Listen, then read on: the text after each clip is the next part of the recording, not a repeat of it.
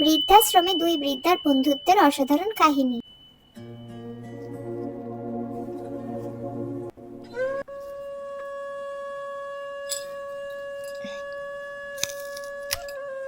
বলে কি দিদি, একটা কথা শুধাইমু?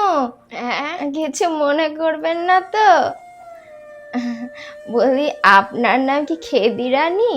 হ্যাঁ হ্যাঁ। ও না, আসলে আমাকে তুই চিনতে পারছিস না, আমি তো ছোটবেলাকার সেই বন্ধু।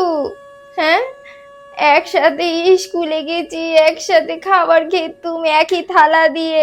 হ্যাঁ, তুই আমার বাড়িতে ঘুমাতিস, আমি তোর বাড়িতে রাতে ঘুমাতে যেতুম। আমি টেপি।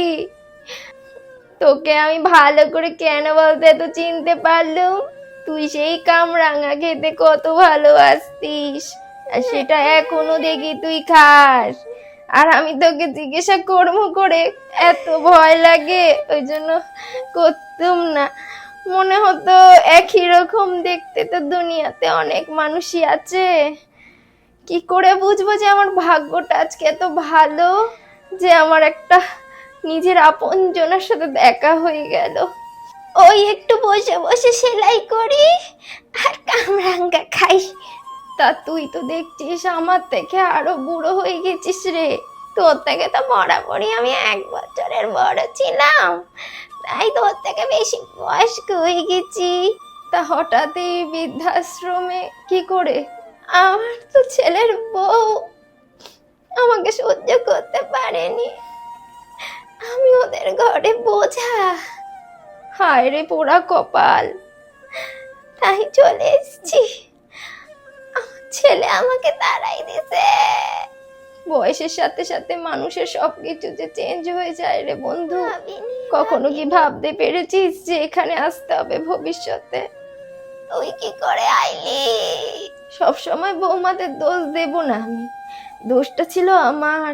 তুই তো জানিসই আমি বরাবর খুব আমার তেজ ছিল, আর আমি সবকিছুতে এরকম রাগ তেজ দেখাতাম। সব সময় তো বাবা মা সহ্য করতো, কিন্তু পরের বাড়ির মেয়ে কি আর সেই যে রাগ সহ্য করতে পারবে? সেও তো পরের বাড়ি থেকে এসছে। আমি তাকে বারবার মনে করিয়ে দিতাম যে ও পরের বাড়ির মেয়ে, কেননা আমার ছেলেকে যা খাওয়াতুম ওকে তা দিতুম না।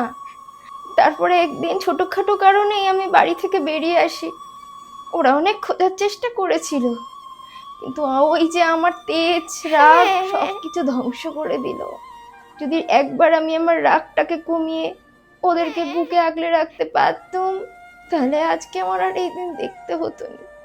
খুব একা একা লাগে জানিস, ভগবান ছাড়া শেষ জীবনে আমাদের আর কেউ নেই, যেটা বয়সের সাথে সাথে বুঝলুম। একদম।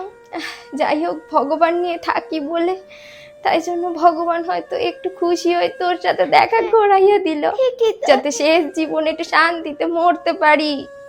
মনে আছে বান্ধবী তোর, আমরা বলতাম যে আমরা এক বাড়িতে 2 বউ হয়ে যাব, কোনোদিন আমরা আলাদা হবনি। মনে পড়ে সেই ঝগড়া? না না না, এবার কামরাঙ্গা মাখলে আমাকে একটু বেশি করে দিতে হবে। তোর ভালো লাগে বলে তুই সবসময় বেশি বেশি খাবি। আমি কামরাঙ্গাটা কুড়িয়েছি, সুতরাং আমিই বেশি খাবো। ভালো হয়েছে। আর নিজে তো সারাক্ষণ সেজে থাকিস, লিপস্টিক দিয়ে রাখিস বাচ্চা মেয়ে হয়ে। বাচ্চা মেয়ে, আমি তোর থেকে 1 বছরের বড়। এত না রাগ তেজ ভালো না, বুঝেছিস? সবসময় ঝগড়া করে। হ্যাঁ হ্যাঁ, আমার রাগ তেজটা একটু বেশি। আচ্ছা ঠিক আছে, তুই খাবি, চল। ঠিক আছে চল। এই শোন না, আমরা বড় হলে এক বাড়িতে বিয়ে করব, আর যেই বাড়িতে 2টো ভাই থাকবে সেই বাড়িতে বিয়ে করব, তাহলে 2জন যা হয়ে থাকতে পারবো। ঠিক আছে? তাহলে আমাদের এই প্রিয় বন্ধুত্ব কেউ নষ্ট করতে পারবে না। একদম। একসাথে ঘুরবো ফিরবো, খাবো দাবো, শোবো, যেরকম এখন করি। খুব মজা হবে। আই তবে সহচরি হাতে হাতে ধরি ধরি, আয় তবে সহচরি হাতে হাতে ধরি ধরি। মনে পড়ে বল? হ্যাঁ হ্যাঁ, মনে পড়ে, মনে পড়ে।